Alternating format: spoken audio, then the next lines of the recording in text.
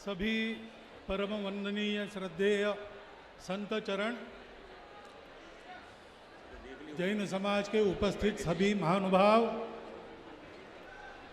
और आज के इस प्रसंग में यहाँ पर उमड़ पड़ा जनसागर, सबको मेरा नमस्ते, मेरा प्रणाम।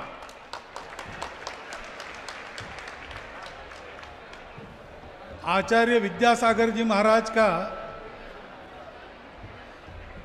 मेरा परिचय पहली बार जबलपुर के पास गाय घाट पर जो स्थान बना है वहाँ पर हुआ। मैं उस समय संघ का सरकार्यवाह था, पहली बार मिलने जा रहा था। अध्यात्म का कुछ संपर्क मुझे तो है नहीं, तो आचार्य श्री के दिव्य व्यक्तित्व के सामने जाने से क्या होगा, कैसे होगा, ये डर मेरे मन में था। परंतु वहां पर उनकी जो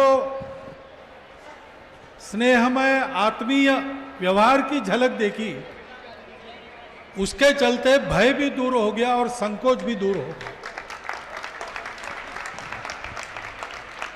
बाद में जब जब संभव हुआ, विशेषकर चौमासे के समय या मेरे प्रवास में आसपास कहीं वो पता चलने पर, वो है ऐसा पता चला, तो मैं जाकर मिलता था। और उस समय मुझे ये पता चला कि पूरे देश का मार्गदर्शन वो अपने मन वचन कर्म से कर रहे हैं।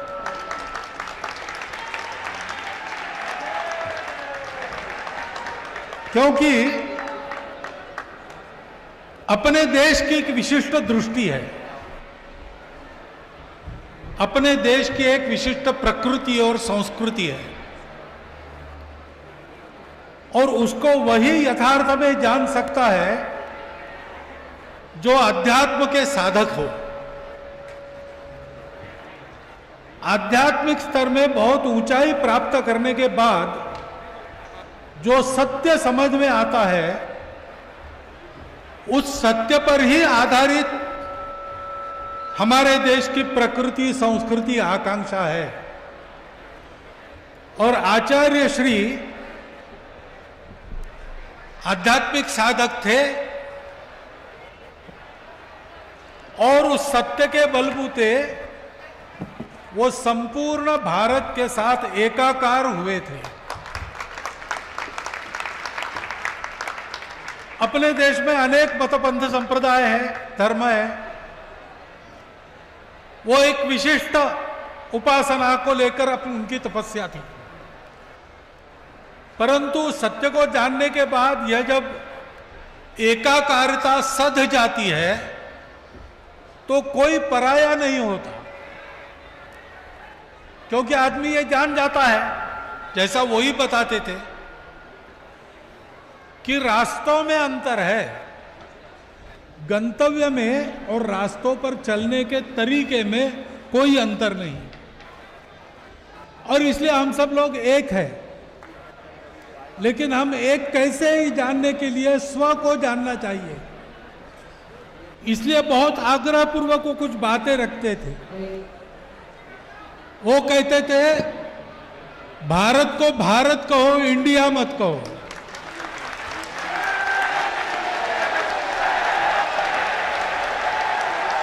क्योंकि भारत को भारत कहेंगे तो भारत को भारत समझकर जानेंगे। वैसा जानने के कारण अभी मैं डोंगरगढ़ में आखिरी बार उनको मिला तो उन्होंने एक पते की बात मुझे बताई भारत के आर्थिक उन्नति को लेकर। उन्होंने कहा कि हमारे ग्रामों में, जंगलों में बसने वाले बहुत प्रतिभाशाली कारीगर है। उन कारीगरों की कारीगरी के आधार पर देश की उन्नति का प्रयास अगर होता है तो रोजगार बढ़ता है, आर्थिक उन्नति होती है और भारत का भारतीयत्व सामने आता है। बहुत सरल शब्दों में तीन बात ये उन्होंने बताई। इतने सरल शब्दों में बताई है, लेकिन मैं आपको बताऊं, आज बड़े बड़े विद्वान लोग इसी दिशा में अवगाहन कर रहे, सोच रहे भारत की उन्नति के लिए।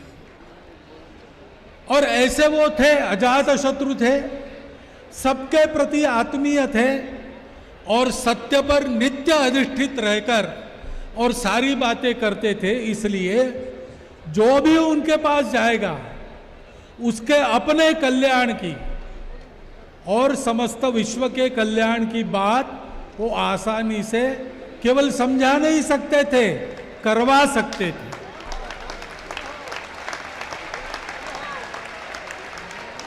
ऐसे लोग अपने देश को मिलते रहे। मराठी में, महाराष्ट्र में एक संत हो गए ज्ञानेश्वर महाराज। उनकी तपस्या के बाद उन्होंने एक पसाय दान मांगा, वरदान मांगा भगवान से। कविता है उनकी, पसाय दान। उसमें वो कहते हैं कि जो चंद्रमा जैसे शीतल है लेकिन चंद्रमा जैसा कलंक जिन पर कोई नहीं, सूर्य जैसे तेजस्वी है परंतु सूर्य जैसे तापदायक नहीं है, जो सबके लिए सदा सज्जन है, सबके अपने हैं, ऐसे ईश्वर निष्ठों की मंडली हमको सदा मिलती रहे। विद्यासागर जी महाराज उस मंडली में एक थे।